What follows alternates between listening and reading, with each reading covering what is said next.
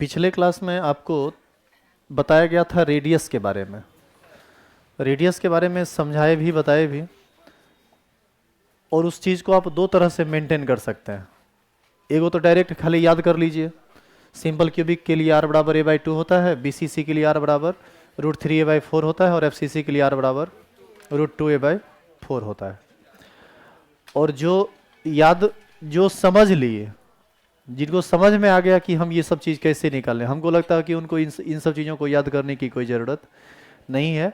यदि उससे पूछा जाएगा कि बताओ इसका रेडियस क्या होता है, तो यदि उसको याद नहीं भी है तो वो कंसेप्ट से निकाल लेगा। साइंस को कंसेप्ट से जितना ज़्यादा निकाल कर पढ़ने में मज़ा है, और जितना आप कंसेप्चुअल होंगे, जितना आप आगे बढ़ेंगे, उतना उतना रट के कभी भी आप आगे नहीं बढ़ सकते। तो कोशिश आप लगातार ये कीजिए कि आप चीज़ों को समझें, रटें नहीं। ठीक है, आगे हम टॉपिक को बढ़ा रहे हैं। आगे आज का हेडिंग है परमाणु त्रिज्या। जिस परमाणु त्रिज्या को कल निकाल रहे थे, उसी परमाणु की त्रिज्या की बात आज परिभाषा के रूप में कर रहे हैं। हालांकि ये टॉपिक पीरियोडिक टेबल में ऑलरेडी हो चुका था 11th में। चूंकि परमाणु त्रिज्या एक टर्म आया तो हम उसको बस परिभाषित कर रहे हैं, और इससे ज़्यादा कुछ नहीं है। जो दो नज़दीक परमाणु होता है, मान लीजिए किसी ठोस में जो दो नज़दीक परमाणु है, उस दोनों के नाभिक के बीच का दूरी ले लीजिए, और उसका जो आधा दूरी होता है, इसी को हम लोग क्या बोलते हैं, परमाणु त्रिज्या। इसीलिए देखो लिखा हुआ है, दो नज़दीकी परमाणु के केंद्र के बीच के आधा दूरी को परमाणु त्रिज्या कहते हैं। क्या कोई परेशानी है इसमें? तो बस इतनी सी बात है, इससे ज़्यादा कोई बात यहाँ नहीं है। लेकिन आगे का जो बात है वह थोड़ा सा फिर इमेजिनेशन वाला है, उसमें थोड़ी समझ है। अब जो बात हम बोलते हैं, खाली बस उसको सुनिए और सोचिए कि हम जो कह रहे हैं क्या सच में कुछ ऐसा है क्या। देखो, जैसे मान लो कि एक बड़ा सा डब्बा हम तुमको देते हैं, बड़ा सा डब्बा है मान लीजिए, और उसमें हम आपको बोलते हैं कि आप इसमें टेनिस बॉल, क्रिकेट जिससे खेलते हैं ना, नहीं वो ग्रे कलर वाला या रेड कलर वाला रहता है, मान लीजिए उसमें आपको 1 आध करोड़ हम बॉल दिए, और आपको हम बोले कि आप इस बॉल को ना रेगुलर वे में अरेंज कीजिए। तो आप बॉल पर बॉल रख रख के अपना अरेंज करने लगे, जैसे आपको बताया है अरेंजमेंट। उस बर्तन में बॉल को रख के अरेंज कर दिए। फिर हमने आपको कहा कि चलो भाई सब बॉल को निकालो, और तुमको अब हम देते हैं कंचा। कंचा समझते हो? गुल्ली जो वो शीशा वाला होता है, यही वाला ना, वो देते हैं। अब कहते हैं कि तुम उसको सजाओ, पूरे उसी बर्तन में फिर सजाओ। तो उसको सजाने के बाद फिर कहते हैं चलो इसको निकालो, अब तीसरा काम करो। फुटबॉल देते हैं तुमको, ढेर सारा फुटबॉल है, अब उसको सजाओ। तुम ये बताओ कि तीनों केस में सजावट तुमको रेगुलर वे में करना है, अच्छा से ढंग से, ताकि कम से कम जगह अंदर में रहे। तो आपको ऐसा नहीं लगता है कि आप कितना भी अच्छा से सजाइए, अंदर में खाली जगह जो बचेगा वो हर केस में अलग अलग बचेगा? आप बताइए कि किस केस में सबसे कम खाली जगह बचेगा? गुल्ली कंचा में। इसका मतलब आकार यदि सबसे छोटा हो तो अरेंजमेंट सबसे बढ़िया होगा, अंदर में खाली स्थान कम बचेगा। सिंपल क्यूबिक में भाग लेने वाले परमाणु हैं 8, बॉडी सेंटर में भाग लेने वाले परमाणु हैं 9, और एफसीसी में भाग लेने वाले परमाणु हैं 14। कल यही तो पढ़े थे आप। सिंपल क्यूबिक में खाली 8 कॉर्नर पर गेंद रहता है, बॉडी सेंटर में 8 कॉर्नर के अलावा एक गेंद का घन के बिल्कुल बीचों बीच में रहता है, और एफसी तो 9 हुआ ना, 8 कॉर्नर और एगो सेंटर, 9। और एफसीसी में 8 कॉर्नर और 6 फलक के केंद्र, 14 को भाग लिए। तो बताओ सबसे कम परमाणु भाग कहाँ लिया? एससी में। सबसे ज्यादा परमाणु भाग कहाँ लिया? तो इस सब में ज्यादा मजबूत संरचना कौन होगा? एफसीसी। कम खाली जगह कहाँ रहेगा? एफसीसी में।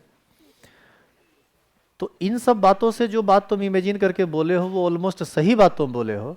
अब इसमें अब हमारी बात सुनिए। भले आकार स्फेरिकल हो, गुल्ली का, टेनिस बॉल का या फुटबॉल का, है तो सब गोलाकार ही, लेकिन जब तुम एक ही डब्बा में उसको अरेंज करोगे तो अरेंजमेंट बदल जाएगा उसके आकार के कारण। आकार यदि छोटा बड़ा हो तो अरेंजमेंट चेंज होता है। तो इसी बात से संबंधित ये है, इसको आप याद रखिएगा। जनरली ऐसा होता है कि आकार यदि बहुत बड़ा हो ना परमाणु का, तो वह प्रायः एससी में क्रिस्टलाइज्ड होता है, मतलब उसका क्रिस्टलीकरण एससी में होता है। एससी मतलब सिंपल क्यूबिक में। यदि आकार बहुत छोटा हो तो उसका क्रिस्टलाइजेशन जनरली एफसीसी में होता है, और आकार यदि एससी और एफसीसी के बीच का हो तब उसका अरेंजमेंट बीसीसी में होता है। आकार बदलेगा तो अरेंजमेंट बदलेगा। वही बात देखो यहाँ नोट में लिखा हुआ है, लिखा हुआ है परमाणु का आकार ही क्रिस्टल की संरचना के लिए जिम्मेदार होता है। पहले ही कह दिया गया कि परमाणु का आकार क्रिस्टल की संरचना के लिए जिम्मेदार है। अभी जैसे सिंपली देखो, यह एक ठोस है, ठोस है ना मेरे हाथ में, ये मान लीजिए ये लोहा का टुकड़ा है, लोहा का रॉड है, इसमें लोहा का परमाणु होगा। अब इसमें लोहा का परमाणु हम इसे देख के सोचे कि ईएससी है कि बीसीसी है कि एफसीसी है, तुमको कभी पता चलेगा? एससी, बीसीसी और एफसीसी अरेंजमेंट किसी सॉलिड में देखने से पता नहीं चलता है। ये पता चलता है क्रिस्टलोग्राफी के अंतर्गत अल्फा रे इस पर डालने के बाद उसका रिफ्लेक्शन किस तरह से होता है, जिसको क्रिस्टलोग्राफी में पढ़ा जाता है, वो आपका सिलेबस नहीं है। तो ये लैब में ही पता चलेगा कि ये एससी है, बीसीसी है या एफसीसी है। कोई भी ठोस में देख के पता नहीं चलेगा कि वह किस क्रिस्टलाइजेशन में है। तो ऐसी स्थिति में यदि आपसे क्वेश्चन किया जाएगा इससे संबंधित, तो आपको हर हाल में यदि आपको जरूरत पड़ा कि हम जाने कि ये एससी है, बीसीसी है या एफसीसी है, तो तुमको क्वेश्चन हेल्प करेगा, कहेगा कि जिंक का क्रिस्टलाइजेशन एफसीसी में होता है, ये बोल देगा। और ये बोलेगा तभी क्वेश्चन बनेगा, नहीं तो क्वेश्चन नहीं बनेगा। क्योंकि घनिया का कोष्टिका में तो 3 को क्रिस्टलाइजेशन है, एससी भी है, बीसीसी है और एफसीसी है। इतना बात हम सिर्फ तुमको इसलिए बोल रहे हैं ताकि तुम 2 बात समझ लो। पहला बात, गोलाकार होने के बावजूद भी आकार यदि बड़ा छोटा होगा तो संरचना बदलती है। आकार यदि बहुत छोटा हो तो एफसीसी, आकार यदि बहुत बड़ा हो तो एससी, और बीच वाला आकार हो तो बीसीसी में होता है। इसका मतलब है कि परमाणु का आकार ठोस की संरचना के लिए जिम्मेदार होता है। आई बात समझ में? ये मोटा मोटी बस इतना ही बात आपको ध्यान में रखना है। लिखिए तो इसको।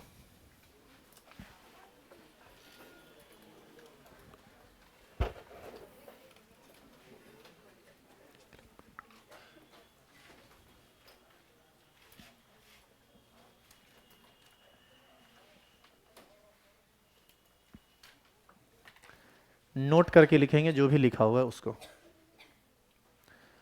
और जब वो लिखा हुआ हो जाए तो स्टार लगा के हेडिंग डालेंगे, घनिया का कोष्टिका में कुल परमाणुओं की संख्या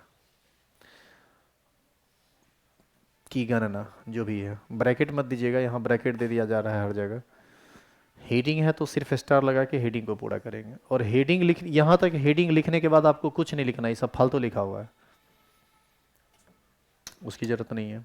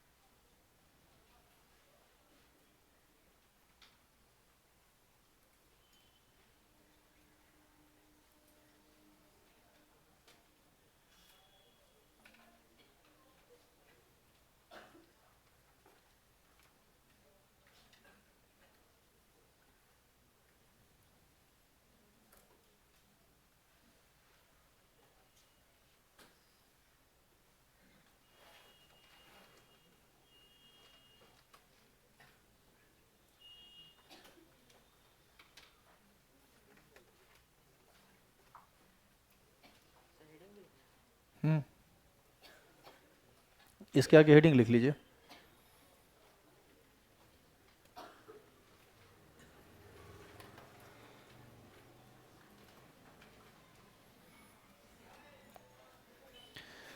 स्टार लगाइए, हेडिंग डालिए, घनीय का कोशिका में कुल परमाणुओं की संख्या की गणना, और इसके बाद अब आप रुक जाइए। यह टर्म भी बहुत उलझा हुआ है। जिस तरह से आप पढ़े थे ना वो रेडियस वाला, ये उससे भी ज्यादा कॉम्प्लिकेटेड है। और लिखना कुछ नहीं, खाली समझना ही है, लिखना बस 2-3 लाइन है। या तो 2-3 लाइन रट लो, नहीं तो समझो। समझने में जो टाइम लगेगा, एक बार समझ जाओगे जीवन में नहीं भूलोगे। समझ जाओगे तब, और देखते हैं समझ में आता है कि नहीं। इसी को समझाने में सबसे भीड़ लगता है, तनिक एक चीज है। हीटिंग लिख लिया? पेन का ढक्कन बंद कर लो, आराम से खाली सुनना, जो जो कहें उसको सुनो। इमेजिनेशन करो कि अच्छा ठीक है, ऐसा बोले ऐसा बोले, ये करना है, ये सब, ये वाला फीलिंग लाओ अपने अंदर, तब समझ पाओगे, नहीं समझ में आएगा। सब लोग लिख लिया है तो रेडी हो समझने के लिए?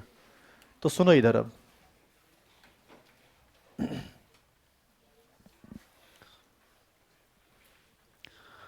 मान लीजिए कि हम एक क्रिस्टल में बैठे हुए हैं। क्रिस्टल का मतलब ठोस, क्रिस्टल ठोस एक ही बात हुआ। और उसका क्रिस्टलाइजेशन मतलब क्रिस्टलीकरण, अरेंजमेंट एससी में हुआ है। एससी में हुआ है, इसका मतलब हर एक घर के खाली कोना पर बॉल है, बाद बाकी बॉल कहीं नहीं है। और हम लोग परमाणु से भी बहुत छोटे हैं, इतनी संख्या में एक घर में बैठे हुए हैं। मतलब हम लोग का कोई वैल्यू परमाणु के सामने में नहीं है। परमाणु बड़ा बड़ा है, हम बहुत छोटा छोटा है। ठीक है, ये समझना है। हम खाली बस स्टडी करना है, तो हम बस क्रिस्टल में घुस गए, एक एक कोष्ठिका में।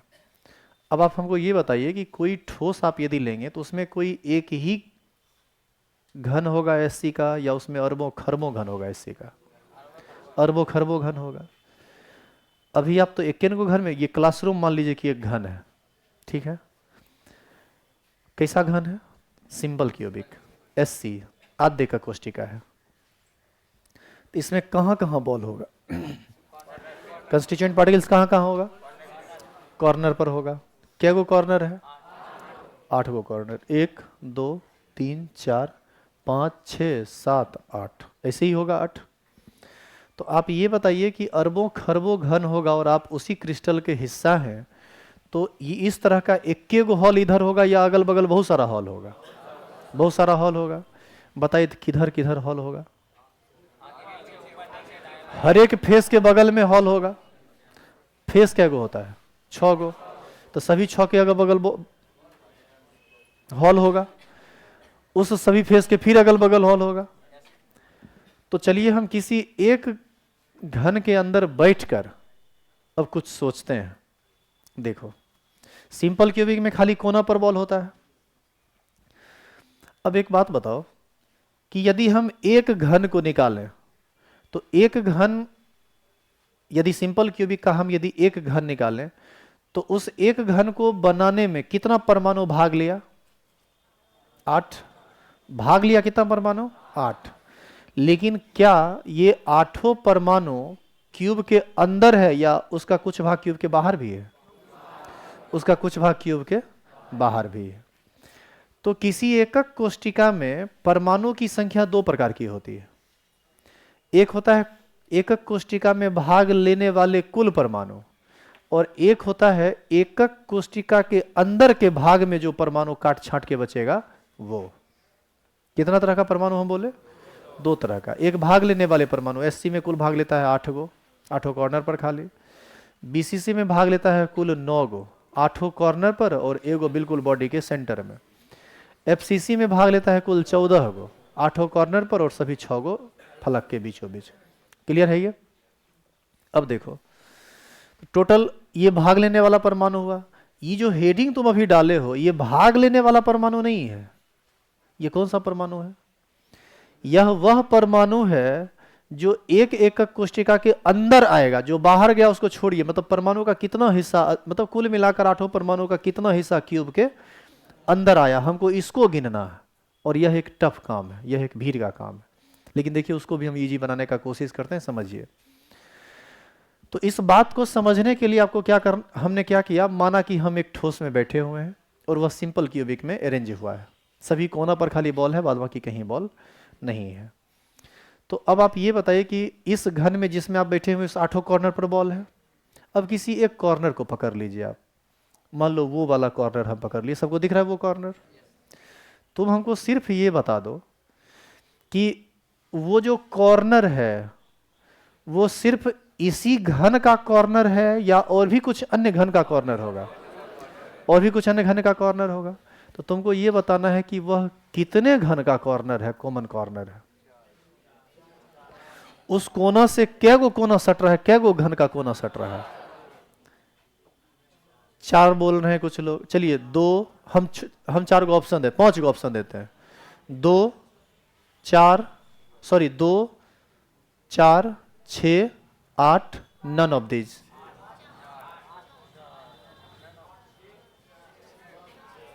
कुछ लोग 4, अच्छा 4 के पक्ष में कितने लोग हैं, हाथ खड़ा कीजिए। और सुनो, तुम्हारा यदि गलत हो जाए ना, सुनो इधर, तुम्हारा यदि गलत हो जाए ना तो लजाना शर्माना नहीं। गलती तुम नहीं करोगे तो हम थोड़ी करेंगे, गलती हमसे होगी तो हमको लाज लगनी चाहिए, तुमको नहीं। अभी तुम स्टूडेंट हो, तुम सीख रहे हो, तुम्हारे मन में, सुनो इधर हमारी बात सुनो, तुम्हारे मन में जो भी विचार आता है तुम उसको व्यक्त करो, तब ना हम समझेंगे कि तुम समझा है कि नहीं समझा है। और तुम गुम रह जाता है, चुप रह जाता है, वैसे में हमको कुछ बोलने में नहीं होता है। चलिए 4 के पक्ष में कितने लोग हाथ खड़ा करेंगे, चलिए हाथ नीचे कर लीजिए। 6 के पक्ष में कितने लोग हाथ खड़ा करेंगे, हाथ नीचे कीजिए। 2 के पक्ष में कितने लोग हाथ खड़ा कीजिए। 8 के पक्ष में कितने लोग हाथ खड़ा कीजिए। नन ऑफ दीज के पक्ष में कितने लोग हैं वो हाथ खड़ा कीजिए। चलिए अब हम बताते हैं। चलो ये देखो, ऐसा करने से हमको पता चलता है कि कितना लोग कितना बात को समझ रहे हैं, फिर उसी हिसाब से हम समझाते हैं। आप अपने आप को हमको समझने नहीं देते हैं, फिर हम आपको समझा नहीं पाएंगे। इसलिए जो कहते हैं उस पर काम किया कीजिए। कुछ लोग 5 ऑप्शन में एको में हाथ नहीं खड़ा किया है। हमारा नहीं मतलब है, जगरा जी मतलब है अपना करो, हम देख लेंगे, आप जो बताइएगा वह होगा। ये सब नहीं, ये तरीका गलत है, ये सब मत कीजिए। पूछा जाए तो गलत सही हाथ खड़ा होना चाहिए। अरे कम से कम इसी बहाने कुछ सोचोगे तो। चलो अब हम बताते हैं, सुनो। जिस हॉल में तुम बैठे हो इसका तो कोना है ही वो। इस हॉल के ठीक बगल में उस साइड में एक हॉल होगा नीचे में, इसी के बिल्कुल पैरेलल। बताओ उस हॉल का भी इधर वाला कोना होगा ये, तो कितना का हॉल हुआ, 2 गो।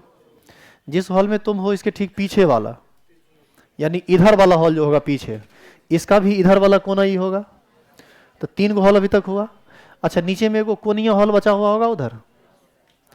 देखो ये हॉल, ये हॉल, ये हॉल, ये हॉल हो गया, तो यहाँ भी तो एक हॉल होगा।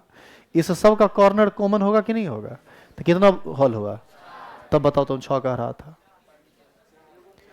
तो बात यहीं खत्म नहीं हो गया है, बात अभी और है।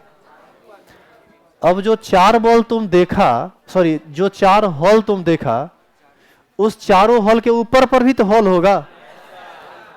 तो 4 बॉल के ऊपर फिर 4, सॉरी 4 हॉल के ऊपर फिर 4 हॉल, तो इस चारों हॉल का ऊपर वाला ये कॉर्नर है, और ऊपर वाला जो चारों हॉल होगा उसका नीचे वाला कॉर्नर होगा। इसका मतलब है कि कुल एक कॉर्नर 8 बराबर भागों में बंटता है। अब आई बात समझ में। तो एक कॉर्नर किसी एक क्यूब का कॉर्नर नहीं है, एक कॉर्नर 8 क्यूब का कॉर्नर है। तो अब आप ये बताइए कि यदि, सुनना ध्यान से, अब यदि हम एक बॉल को इस कॉर्नर पर रख दें तो इस बॉल का कुछ कुछ हिस्सा तो 8 में न चला जाएगा। अब बराबर जाएगा कि असमान रूप से जाएगा, बराबर जाएगा। तो अब आप बताइए कि एक हॉल को उस एक कॉर्नर के उस एक परमाणु का कितना हिस्सा मिलेगा। 8 हिस्सा मिलेगा कि 1/8वां हिस्सा मिलेगा, 1/8वां हिस्सा मिलेगा। तो एक कॉर्नर से एक बॉल का 1/8 हिस्सा अंदर आ पाया, बाद बाकी मैक्सिमम बाहर चला गया। अच्छा अब आप ये बताइए कि इसमें केवल एक कॉर्नर है कि और कॉर्नर है। और कॉर्नर है तो और कॉर्नर पर बॉल होगा कि नहीं, और कॉर्नर पर बॉल होगा। तो बॉल भले और कॉर्नर पर हो, लेकिन कोई भी कॉर्नर तो 1/8 हिस्सा देगा। तो अब आप ये बताइए कि कुल कॉर्नर कितना, कुल कॉर्नर 8, और एक कॉर्नर कितना हिस्सा एक बॉल का देगा, 1/8। तो अंदर में कुल परमाणु कितना हो जाएगा, 8 गुना 1/8, 8 से 8 कट जाएगा, 1 परमाणु। इसका मतलब है, उसको जगाओ यार पीछे सो रहा है। उठो, भोर हुआ, उठ जाओ। चट्टा दिन रात भर चटियाते रहता होगा, यहाँ आके सोता है।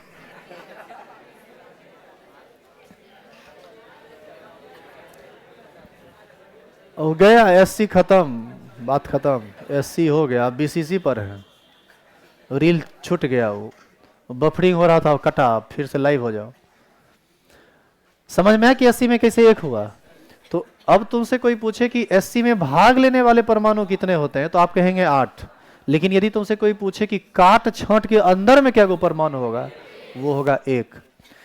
काट छांट के जो परमाणु अंदर में आता है उसको कहा जाता है प्रभावी परमाणु। क्या बोलते हैं? और इसको सूचित किया जाता है कैपिटल एन से या कैपिटल जेड से। तो बताइए एससी के लिए एन का वैल्यू या जेड का वैल्यू कितना? 1। क्लियर है सबका? अब आ जाओ बीसीसी में। अच्छा ये बताओ कि इस एक घन में एक बॉल, तो दूसरे घन में भी एक बॉल, तीसरे घन में भी एक बॉल, यानी जितना परमाणु उतना घन, यही नहीं इसका मतलब हुआ। अब आ जाओ बीसीसी में।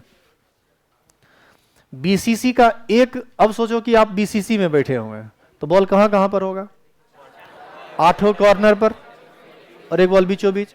इसका मतलब देखो कैसे उसका अरेंजमेंट के बारे में इमेजिन करो, कल्पना करो हम क्या बोल रहे हैं। सभी यहां पर करोड़ों अरबों हॉल है, भैर बेगूसराय हॉल है, Sharda chemistry classes hall, hall हर तरफ हॉल है। अरे अरबों खरबों हॉल ऐसा ऐसा बनाओगे तो बेगूसराय अटेगा बेगूसराय में? लेकिन हम कह रहे हैं कि हाँ अटेगा, मान लो ऐसा है, ठीक है। अब देखो अरेंजमेंट कैसा है, इसको समझो। सब कोना पर बॉल और सभी हॉल के बीचों बीच में एगो बॉल, यही हुआ ना बीसीसी। अब बताइए इसमें प्रभावी परमाणु क्या होगा? इसमें होगा 2 गो। जो परमाणु हॉल के बिल्कुल बीचों बीच है वो तो कटेगा ही नहीं, वो तो सॉलिड इसी को मिल गया। एक बॉल वो, 8 कोना पर बॉल है तो कोना से तो 1/8 कट के आएगा। 8 को कोना 1/8 गुना 8, 8 1/8 गुना 8, 8 चट्टा कहेगा। 1/8 गुना 8 1 होता है, तो कोना से मिलेगा काट छांट के एगो, और केंद्र में जो है 1, तो कुल मिला के 2। यानी बीसीसी में भाग लेने वाले परमाणु 9, लेकिन प्रभावी परमाणु 2। समझ में आया? अब आ जाओ एफसीसी में। मान लो कि अब तुम एफसीसी में बैठे हुए, तो सभी कोना पर बॉल होगा, और कोना के अलावे सभी फलक के बीच में भी बॉल होगा। तो कोना से तो 1 बॉल आएगा।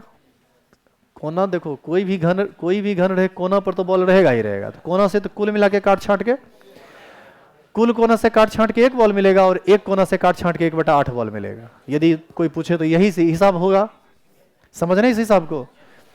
अब फलक के बीचों बीच आ जाओ। जो बॉल फलक के बीच में है, जैसे मान लीजिए कि ये फलक है और यहां पर बीचों बीच हम बॉल रखते हैं, तो ये बॉल आधा आएगा इस हॉल में, आधा जाएगा इधर वाला हॉल में। तो एक बॉल का कितना हिस्सा एक घन को मिलेगा? आधा, आधे न मिलेगा।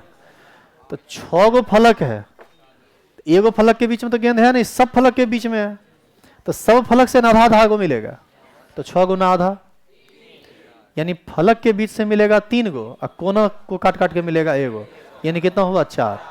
यानी भाग लेने वाले कुल परमाणु 14 और प्रभावी परमाणु 4। तो उम्मीद करें कि अब आपको सारी बात समझ में आ गई।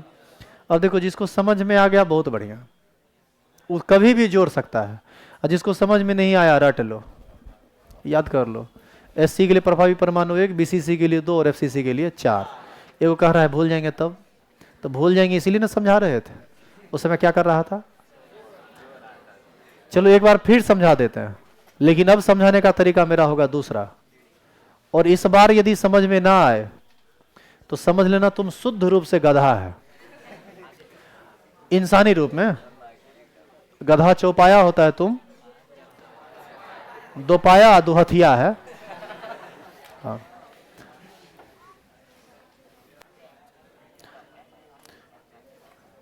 देखो कभी भी तुमको ये बोले ना कि पेन का ढक्कन बंद करके आराम से बैठो और सुनो हमारी बात को, तो समझ लो बात बहुत कॉम्प्लिकेटेड है।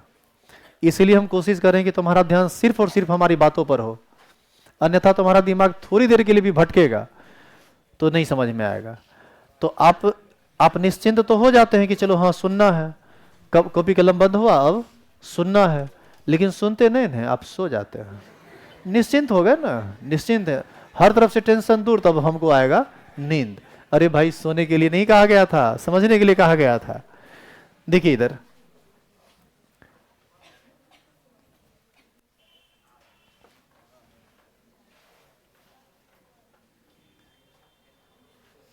Calculations of number of particles in a unit cell.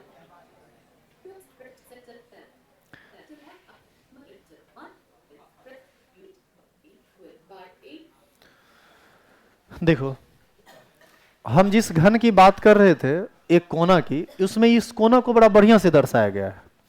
देखो, यदि तुम इस कोना का बात करोगे तो ऐसा लगता है कि इधर घन नहीं है, इधर घन नहीं है। ऐसा फील हो रहा है कि नहीं हो रहा है? तुम एक ऐसा कॉर्नर पकड़ो जो हर तरफ से ढका हुआ हो। तो ये बीच वाला देखो कॉर्नर है ढका हुआ। तो पहले तुम ये बताओ कि यहाँ पर कुल घन तुमको क्या गो दिख रहा है? 8 गो। कैसे? 4 गो नीचे, 4 गो ऊपर। और यह यदि अभी भी ये नहीं दिख रहा है तो हम दिखा रहे हैं, देखो इधर। एक घन ये ऊपर नीचे, एक घन ये ऊपर नीचे, एक घन ये ऊपर नीचे, और एक घन ये ऊपर नीचे। क्या मान रहे हैं इस बात को कि नहीं? अब सबको मिलाओगे तो फिर तो टाइम लगेगा उसमें। तो 4 घन नीचे है और 4 घन ऊपर है। तो 4 घन ऊपर का जो ये जो कॉर्नर है, ये तो इसका इसका इसका इसका सब का कॉमन कॉर्नर है। अच्छा, इसके ऊपर में 4 गो घन है, उस सब का नीचे वाला कॉर्नर बताओ वही कॉर्नर है कि नहीं है? तो यहां पर ये जो कॉर्नर है, ये कॉर्नर, ये कितने घन से समान रूप से घिरा हुआ है? 8। यानी एक कॉर्नर 8 घन का उभयनिष्ठ कॉर्नर होता है। अब मानते हैं कि नहीं? जो चीज वहां हम बोल रहे थे वही यहां दिख रहा है। अब एक, अच्छा, कोना तो एक के है, कोना तो एक के गो है, लेकिन उभयनिष्ठ है क्या गो के साथ? 8 गो के साथ। अब तुम क्या किया, यहां पर एगो बॉल डाल दिया। तो ये जो बॉल डाला, तो बॉल का केंद्र और कोना का जो केंद्र है वो दोनों एक जगह पर आएगा। तो अब बताइए, बॉल तो गोलाकार होता है, चौखुट तो है नहीं कि किसी एक गो में घुसेगा। तो बताइए, वो बॉल सब में बराबर रूप से बट जाएगा। तो सब में जब ये बराबर रूप से बटेगा, तो हम तो किसी एक घन के अंदर का ना कुल बॉल गिन रहे हैं, 8 गो घन का तो गिन नहीं रहे हैं। हमको चाहिए एक घन में, एक एससी में कुल क्या गो परमाणु। तो इस चीज को Calculations of number of particles each atom. देखिए, A corner atom is shaped एक क्यूब को निकालते हैं अब काट छाट के। cells. 4 unit cells are present in the lower layer नीचे से क्या गो निकला? 4 गो। here and 4 unit cells are present on the upper layer. ऊपर से क्या गो निकला? 4 गो। बताओ, ये गो बॉल कितना भाग में कटा? 8 भाग में। तो आप ये बताइए कि ये जो इतना को पार्ट है कटने के बाद, उस एक बॉल का कितना हिस्सा है? 1/8, 1/8, 1/8, 1/8, 1/8, 1/8 को 8 बार जोड़िएगा तो 8/8 हो जाएगा। यानी एक बॉल कितना भाग में बटा? 8 भाग में। एक को तो 1/8 हिस्सा मिला ना। तो आप हमको ये बताइए कि यहां से 1/8 हिस्सा मिला, तो इस सब पर भी तो बॉल होगा। घनिया का कोष्ठिका में तो सब कॉर्नर पर बॉल होता है। तो यहां से 1/8, यहां से 1/8, यहां से 1/8, यहां से 1/8, यहां से 1/8, यहां से 1/8, यहां से 1/8, यहां से 1/8, तो उसको जोड़ेंगे थोड़े, 1/8 को 8 से गुना कर देंगे तो कितना परमाणु हुआ? 1। आई बात समझ में? और अभी भी तुम नहीं समझा तो थोड़ा और समझो, और जब तक आई समझेगा नहीं तो छोड़ेंगे नहीं।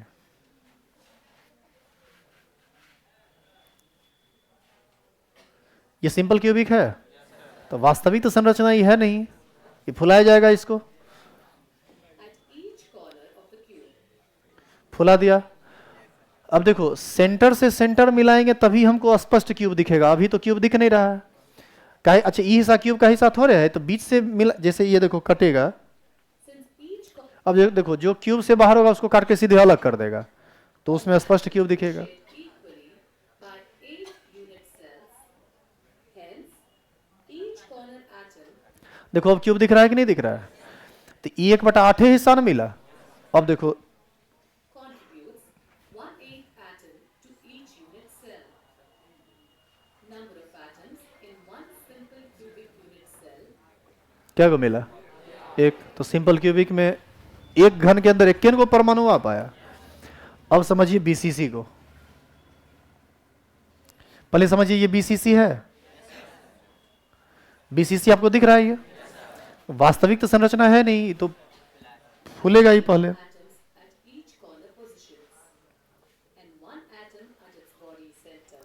अब ऐसे में ये स्पष्ट घन नहीं दिख रहा है, क्योंकि जो हमको घन चाहिए वो तो केंद्र से पता चलेगा। तो केंद्र से पता चलेगा तो यार कत्ता चलाएगा इस पर। As each atom at the corner position contributes इस कत्ता चलाने के दौरान देखो बीच वाला कटा, क्यों नहीं कटा? क्योंकि वो घन के बीच में था, घन के बीच में तो कत्ता चलेगा नहीं, वो तो चलेगा सेंटर पर।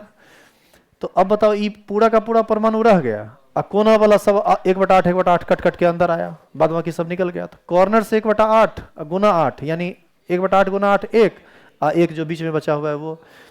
तो हम लोग कैलकुलेशन करके जोड़ लिए, ये इसको जोड़ जोड़ के दिखाएगा। 1/8 to the unit cell, the contribution of those 8 corner atoms to the unit cell is 1 atom. The atom at the center of the unit cell is क्या गो हुआ? 2 गो, तो बीसीसी में 2।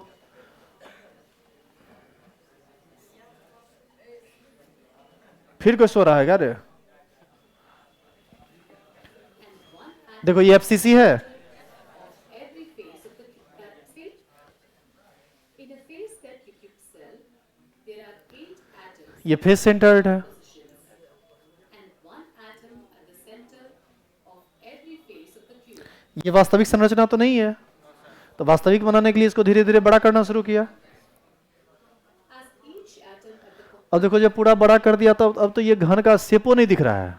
जब तक काट छांट के अलग करेगा नहीं तब तक पता चलेगा नहीं, तो चलाएगा इस पर भी कत्ता। contributes 1/8 to the unit cell. The अब देखो घन दिख रहा है कि नहीं दिख रहा है? अब 8 कोना से 1/8 1/8 1/8 को जोड़ेगा तो 8 कोना से मिलेगा एगो, और 3 गो फेस से कटा है तो 6 गो अधवा है इसमें, तो 6 गो अधवा कुल मिला के 3 गो पूरा होगा। तो 3 गो बीच से एगो कॉर्नर से कितना होगा? 4। इसी को जोड़ के दिखा देगा। these 8 corner atoms to the unit cell is 1 atom. Each atom at the face center is shared between 2 adjacent unit cells. Thus, the contribution of 6 such face center atoms to the unit cell is 6 into 1/2, which is समझ में आ रहा है ये? equal to 3. Therefore, यहाँ 3 नहीं है, 4 है, एक और आ जाएगा। the total ये तीनों है, वो बीच वाला एगो है, वो कितना हो गया? 4। वीडियो को बीच बीच में रोकना पड़ता है क्योंकि ये कंटेंट यूट्यूब का है, और यूट्यूब पर सारा वीडियो जाता है, सीधे अपलोड होगा, मारेगा कॉपीराइट, सीधे चैनल बैठ जाएगा। जो तुमको वीडियो हम अवेलेबल करते हैं वो नहीं मिलेगा, फिर दूसरा चैनल बनाना पड़ेगा। तो इसीलिए बीच बीच में रोक देते हैं, नहीं तो फ्लो में दिखा देते हैं। यदि फ्लो में देखना हो तो बाद में भी देख लेना, ऐसे हमको लगता है उसकी जरूरत अब तुमको नहीं है। क्या बात समझ में आया? कितना कुछ समझ में आ गया सारा बात? हाथ खड़ा करो, कोई गधा नहीं है? ठीक है।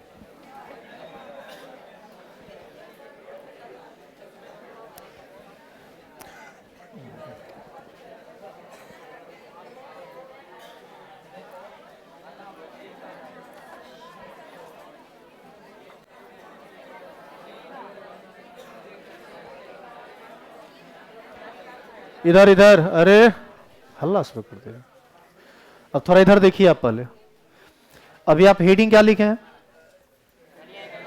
निकाल लो, पेन का ढक्कन खोलिए और शुरू होइए। अब आप लिखे हैं घनीय एक कोष्ठिका में कुल परमाणुओं की संख्या की गणना। तो गणना तो हो गई। अब देखो लिखा हुआ है ए नंबर 3, घनिया में 3 को होता है ना, तो फिर यहाँ ए बी सी करके लिखेंगे, for S C, for B C C, for F C C.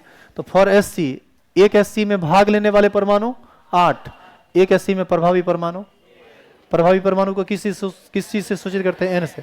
Capital N से या कैपिटल, रुको अभी लिखना मत, पहले सुनो। किस चीज से सूचित होता है? कैपिटल एन से या कैपिटल जेड से। तो ये कितना हो गया? 1। फिर हम लिखे फॉर बीसीसी, सीक्वेंस समझो। यहाँ लिखा हुआ है एक बीसीसी में भाग लेने वाले परमाणु कितना? 9। भाग लेने वाले परमाणु 9, लेकिन कट छट के प्रभावी परमाणु 2। इसी तरह से फॉर एफसीसी क्या लिखेंगे? वहां लिखेंगे एक एफसीसी में भाग लेने वाले परमाणु 14, और नीचे लिखेंगे एक एफसीसी में प्रभावी परमाणु 4। लेकिन अभी इस सब के पहले कुछ बात नोट करके लिखना पड़ेगा, और वो क्या है उसको सुनिए पहले। लिख लिए तो गलती की ना, पहले आपको बोले थे देखिए, तो लिखने कैसे लगे? आप खिस्सा इतना न करते हैं, इतना नवल बोल रहते हैं कि हम क्या करें, छटपटाइएगा तो यही सब होगा। सुनो इधर, हम यहाँ पर पहले तुम प्रभावी परमाणु यहाँ लिख देगा, प्रभावी परमाणु को समझा कि क्या था, समझ तो क्या था, लिखेगा ना, सुने बाद में तो फिर तुम भूल जाएगा। सुनिए प्रभावी परमाणु किसको कहते हैं? किसी भी एक एकक कोशिका के आंतरिक भाग में परमाणुओं का कुल भाग जोड़कर जो आता है वही क्या कहलाता है? प्रभावी परमाणु। तो भाग लेने वाले परमाणु और प्रभावी परमाणु में अंतर समझ में आया? जो परमाणु किसी घन के अंदर जो परमाणु जैसे सिंपल क्यूब में 8 गो परमाणु आया, तो इस 8 परमाणु पर अधिकार किसी एक घन का नहीं है, इस पर और भी कई घन का अधिकार है। तो हम किसकी बात करें? किसी एक घन की। किसी एक घन के अंदर में कितना आया हम उसकी बात कर रहे हैं। तो जब हम उसकी बात कर रहे हैं तो हम उसको प्रभावी परमाणु कहेंगे। तो भाग लेने वाले परमाणु हो गए अलग और प्रभावी परमाणु हो गया अलग। नीचे एरो दीजिए, लिखिए। लिखेंगे किसी एक एकक कोशिका के आंतरिक भाग में, किसी एक एकक कोशिका, किसी एक एकक कोशिका के आंतरिक,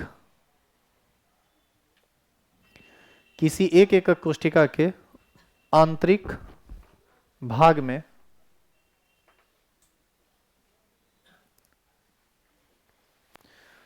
कुल परमाणुओं की संख्या को, किसी एक एकक कोशिका के आंतरिक भाग में कुल परमाणुओं की संख्या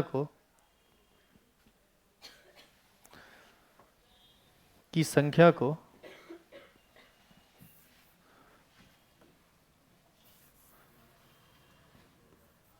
प्रभावी परमाणु ब्रैकेट में इफेक्टिव एटम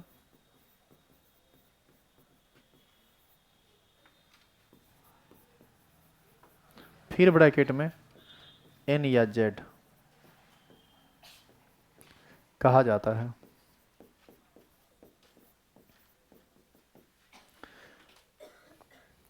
N या Z कहा जाता है।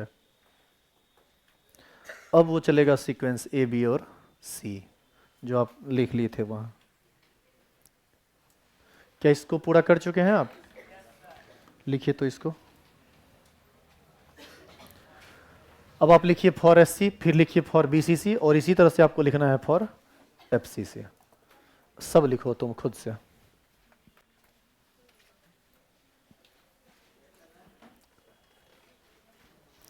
SC BCC के लिए लिखा हुआ है, FCC के लिए खुद से लिखो। अभी तक इस चैप्टर में न्यूमेरिकल की कोई बात नहीं हुई है। इस चैप्टर में केवल एक ही टॉपिक से न्यूमेरिकल आता है और वो टॉपिक का पढ़ाई होगा कल। जितना न्यूमेरिकल है उसमें 90% न्यूमेरिकल मात्र एक एक थ्योरी से खत्म हो जाता है। लेकिन कैलकुलेशन इतना ज़्यादा भारी होता है कि यदि ढंग से चीज़ों को समझे नहीं तो एक को न्यूमेरिकल नहीं बनेगा। कल का क्लास न्यूमेरिकल के पॉइंट ऑफ व्यू से बहुत ज़्यादा इंपॉर्टेंट है। कल का क्लास बढ़िया से समझेंगे तो न्यूमेरिकल बनेगा इस चैप्टर में, नहीं समझेंगे एक भी न्यूमेरिकल नहीं बनेगा। कदम कदम पे उलझिएगा आप।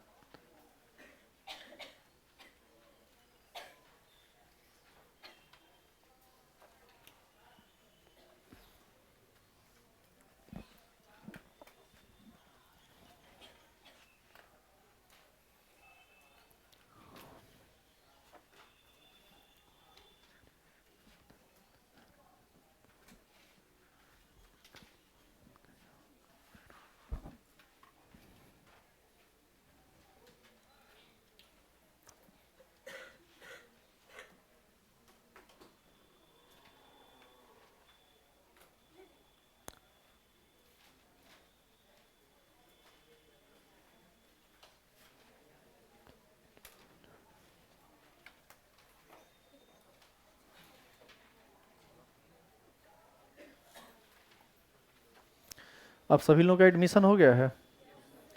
जिनका भी एडमिशन हो गया अपना पेपर तुरंत सबमिट कर दीजिएगा ताकि आपको नया आइडेंटिटी पेज मिल सके 2 फोटो के साथ। और जिनका एडमिशन नहीं हुआ है आप तुरंत एडमिशन करवा लीजिए क्योंकि आपका डेमो क्लास का टाइम समाप्त हो गया है। जो भी लोग क्लास लेट से ज्वाइन किए हैं या बीच में अब्सेंट रहे हैं, यूट्यूब पर सारा वीडियो पब्लिक मोड में है। इस चैप्टर तक हम आपको काफ़ी कोऑपरेट करेंगे यदि आप लेट से आए हैं या अब्सेंट भी रहें। अगला चैप्टर से आपको परेशानी बहुत ज़्यादा होगा यदि आप क्लास अब्सेंट करेंगे तब, और यदि आप ऑफलाइन क्लास ज्वाइन किए हुए हैं तब। क्लास ऑफलाइन और ऑनलाइन दोनों मोड में चलता है। आपको जैसे पढ़ने का मन हो आप पढ़ सकते हैं। व्यवस्था बहुत है बशर्ते कि आप पढ़ने वाले हों तब। तो सोमवार से फिर अब चेकिंग स्टार्ट होगा सभी लोगों का। तो आज थर्सडे है, सैटरडे, फ्राइडे और सैटरडे तक में एडमिशन करवा लीजिए। मंडे से फिर आपको दिक्कत होने लगेगी यदि आप एडमिशन नहीं करवाएंगे तो।